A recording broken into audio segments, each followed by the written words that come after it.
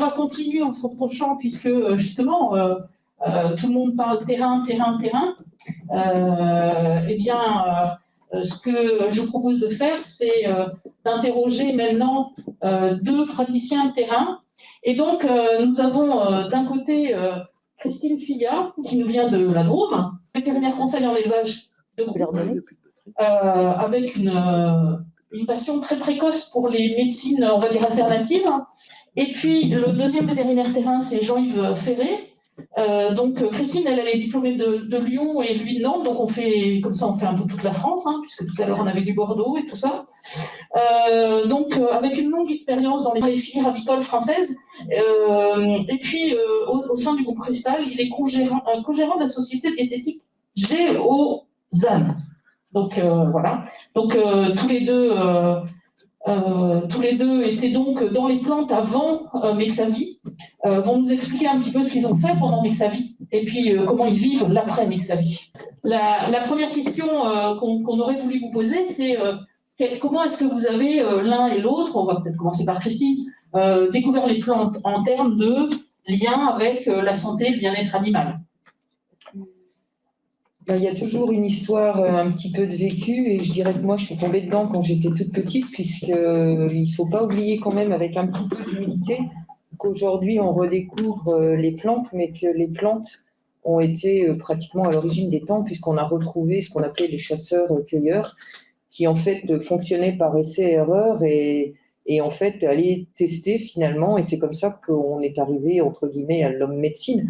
C'est pas d'aujourd'hui non plus qu'en fait vous avez de la pharmacopée, qu'on a eu nous à l'école Véto toute l'herboristerie, les plantes toxiques.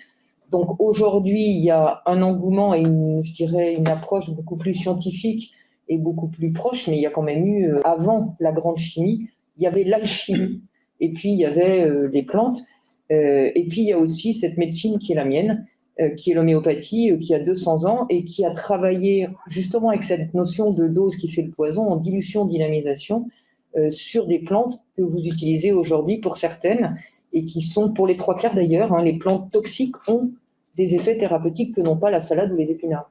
Donc en fait, voilà, moi je suis tombée dedans quand j'étais petite et j'ai été un petit peu frustrée à l'école qu'en fait on nous en parle très très peu. C'est-à-dire qu'il y avait une seule médecine et une seule approche des soins des animaux. Et c'était un petit peu une frustration dans la mesure où je compare souvent, moi, soit un atelier, entre guillemets, de mécanique, soit un peintre. Moi, si j'étais peintre, j'aimerais pas travailler qu'avec du bleu et du jaune parce que j'aurais l'impression d'avoir un tableau qui est pas complet. Et en médecine, c'est pire, c'est-à-dire que chaque médecine a ses limites, comme chaque praticien d'ailleurs.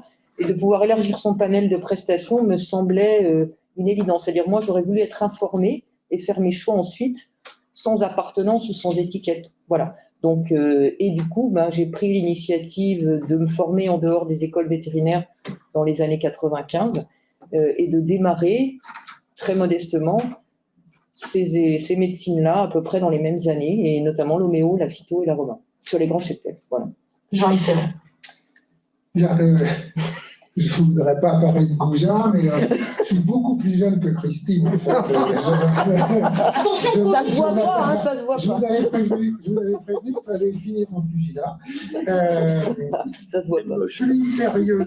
Plus sérieusement, en réalité, donc travaillant dans les filières comme tu l'as dit, au niveau de la commission aviaire SNGTV, là j'y suis depuis un certain temps, puisque sorti de l'école où Nantes s'appelait encore Nantes et non pas Oniris, donc ça vous donne une idée au siècle dernier. Et au niveau de la commission aviaire, on a eu l'occasion de travailler avec la DGAL, notamment sur la révision de la loi de la pharmacie, loi de 75, vous voyez, ça date un petit peu. Et est apparue cette notion de pouvoir prescrire hors examen clinique, ce qui a donné finalement les protocoles de soins et le suivi régulier des élevages. Donc vous voyez, 2007, et là, quand on commence à faire ça, on se dit, oui, on ne peut pas quand même justifier des antibiothérapies à tout va. Donc finalement, c'est un angle d'alternative aux antibiotiques au moment de ces discussions-là, qui m'a amené à me pencher un petit peu sur les plantes, puis est arrivé assez rapidement, finalement après, le plan éco-antibio et donc tout l'attrait pour des alternatives, mais sous un angle moins global que celui de Christine, sous un angle vraiment d'alternative aux antibiotiques dans un premier temps. D'accord. Est-ce que aujourd'hui vous pourriez dire que vous observez un élargissement des pratiques d'usage des plants dans vos collègues? C'est pire que ça. C'est que justement le curseur, comme beaucoup de choses, en fait, il a du mal, et j'aime bien ce que dit Laurence. Oui, il faut rapprocher le micro. Ouais, c'est souvent un petit peu, je dirais, le souci dans des démarches, il y a des avant et des après, et le curseur, un petit peu comme disait Laurence sur le système immunitaire, il a du mal à revenir à l'équilibre. C'est-à-dire qu'il y a quelques années, il fallait convaincre un petit peu les gens de travailler autrement. Aujourd'hui, on serait presque d'en freiner, parce que justement, et pour moi, avant et après Mexavi, auquel j'ai participé un petit peu en parallèle, c'est que justement, en tout cas, ce qui est montré, c'est qu'il faut avoir de la prudence, de la rigueur. Et j'ai beaucoup aimé l'intervention de Laurence sur le système immunitaire parce que c'est ce qu'on entend, nous, sur le terrain. Il faut stimuler l'immunité. Mais la stimuler, pourquoi Est-ce que le système immunitaire, les animaux en sont dépourvus à la naissance? Peut-être. Mais en tout cas, on est obligé aujourd'hui... Et moi, je me vois un petit peu être l'avocat du diable dans ma propre chapelle, c'est de dire que les molécules antibiotiques étaient précieuses. On les a galvaudées parce qu'on ne les a pas utilisées comme elles nous ont été enseignées à l'école. C'est-à-dire qu'on nous a toujours dit vite, fort et quelquefois longtemps, et en tout cas ciblé. Et que s'il y a eu une dépravation de ces molécules, ce n'est pas pour autant qu'il faut faire la même chose, entre guillemets, avec les médecines complémentaires. Et je pense que Mexavi, avant et après, montre bien. En tout cas, il n'y a pas rien. C'est-à-dire qu'il y a un effet. Les plantes, quand vous le donnez, ce n'est pas neutre. Et de voir ne cesse que ex vivo ce qui se passe, on devrait être très vigilant. Et puis, c'est revenir à ce qu'on doit faire, c'est-à-dire la prescription, le diagnostic et le tempo, quand, comment, pourquoi et combien de temps. Oui, tout à fait. C'est pour ça que je revenais sur cette notion de suivi régulier des élevages. C'est clair que c'est un outil. Les plantes peuvent être un outil comme un autre. Clairement, il y a eu des utilisations, pour revenir là aussi sur le thème des antibiotiques, une utilisation très certainement à des fins zootechniques qui n'étaient plus soutenables aujourd'hui. Alors comme toujours, le balancier va un petit peu loin. Parfois, on s'en va d'un usage abusif et on va vers la politique du sang. Et parfois, ça peut être un petit peu discutable. Donc, tout l'intérêt en élevage, c'est de disposer de ces outils-là. Et c'est pour ça qu'au niveau de la SNGTV, lorsque Angélique m'avait sollicité, c'est vrai qu'on a souvent, professionnels, dit oui, mais la recherche fait de la recherche pour la recherche. On avait l'occasion d'être à côté des organismes de recherche et j'ai passé un très bon moment au titre de la SNGTV là-dessus. C'est vraiment l'occasion, ça a été dit tout à l'heure, de rapprocher des résultats donc, un peu sur le terrain. On a vu avec le dernier exposé nutricien, on a vu que ce n'était pas tout à fait simple de repartir sur le terrain. Donc nous, on doit repartir sur le terrain avec ça. Mais clairement, il fallait, dire que ce sont des produits, et là on n'était qu'en extrait de plantes, mais il y a aussi des huiles essentielles, tous les mélanges, des produits naturels, les produits de synthèse, ce ne sont pas des produits anodins. Et donc, cette idée, tu veux toujours ça, ça ne fera jamais de mal. On a une belle démonstration pour ça. Christine, tu nous expliquais que, en fait, il y a certains des animaux que tu vois, certains des parquets d'animaux que tu vois, qui n'ont jamais eu un jour sans rien.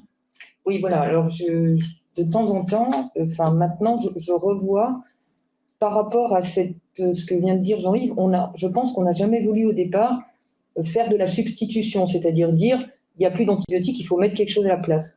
Je pense que ce qu'on a tous souhaité en tant que vétérinaire de terrain, c'est vraiment reprendre une audit globale d'élevage et de voir quelles étaient finalement les causes, l'étiologie du problème du moment. Et en fait, la culture que moi j'ai juste vue au départ, effectivement des antibiotiques, facteurs de croissance, etc., commence dans certains élevages, et en fait on voit les plantes arriver, je dirais de partout, c'est-à-dire noyaux d'huile essentielle dans l'aliment, dont les vétérinaires sanitaires et l'éleveur n'ont pas toujours connaissance parce que ça peut être codé, d'accord ? Il faut à tout prix mettre quelque chose à l'arrivée, d'accord, mais il faut évaluer, ce qu'a dit très justement l'exposé d'avant, est-ce qu'il y a eu un stress de transport, est-ce qu'il y a eu un temps de stockage, etc. Mais si les conditions sont bonnes, que l'aliment est bon au démarrage, est-ce que le poussin, il n'arrive pas avec une capacité, entre guillemets, justement immunitaire, robustesse ? Voilà. Et oui, moi je vois des élevages qui n'ont pas une goutte d'eau claire. Et je rajouterais que le souci pour nous, véto-traitants, c'est d'arriver dans ces élevages avec la non-connaissance des entrants. C'est-à-dire que c'est pas de dire il faut à tout prix qu'on vienne acheter chez le vétérinaire, mais on est véto-sanitaire et ce que vous avez tous bien montré, il n'y a pas des effets neutres. On sait que la dose fait le poison. Moi, si je ne sais pas ce qu'il y a dans les aliments en huile essentielle et que je prescris parce que c'est justifié à ce moment-là un cocktail, parce que ce qu'on a, nous, à notre disposition, ce n'est pas les extraits individuels que vous avez testés, mais c'est souvent des mélanges. Est-ce que moi, avec ma prescription, je vais contrecarrer ce qu'il y a dans l'aliment? Est-ce que je vais arriver à une dose toxique? Est-ce que ça va être synergique? Est-ce que je vais créer de l'inappétence? Parce que les oiseaux sont très sensibles aux odeurs. Donc, on a ce souci aujourd'hui avec cet engouement. Et oui, je vois des élevages où il n'y a pratiquement pas de fenêtre sans quelque chose, surtout si l'aliment est supplémenté sans qu'on le sache.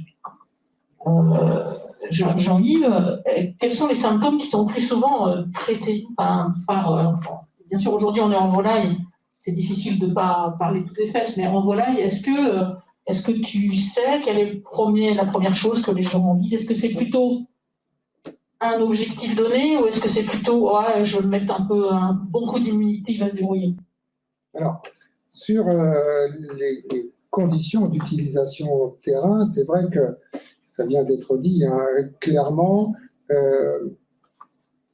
on nous demande assez souvent des recettes en réalité et le terrain aimerait pouvoir substituer en disant autrefois j'avais une possibilité d'antibiothérapie qu'on va lâchement retirer, donc trouve-moi quelque chose qui va remplacer. Donc clairement, on l'a développé au niveau du groupe Cristal avec la solution interbiotique qu'on propose. Clairement, on ne pourra pas travailler comme ça.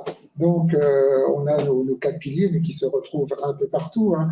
Il faut travailler énormément la formation, regarder un petit peu tout ce qui peut être fait sur le volet prévention, parce que les poussins qui arrivent ne sont pas fatalement sujets à d'énormes difficultés. Donc, essayer d'avoir des animaux d'un jour, puisqu'on est en volaille, c'est la seule espèce de séparation totale des générations.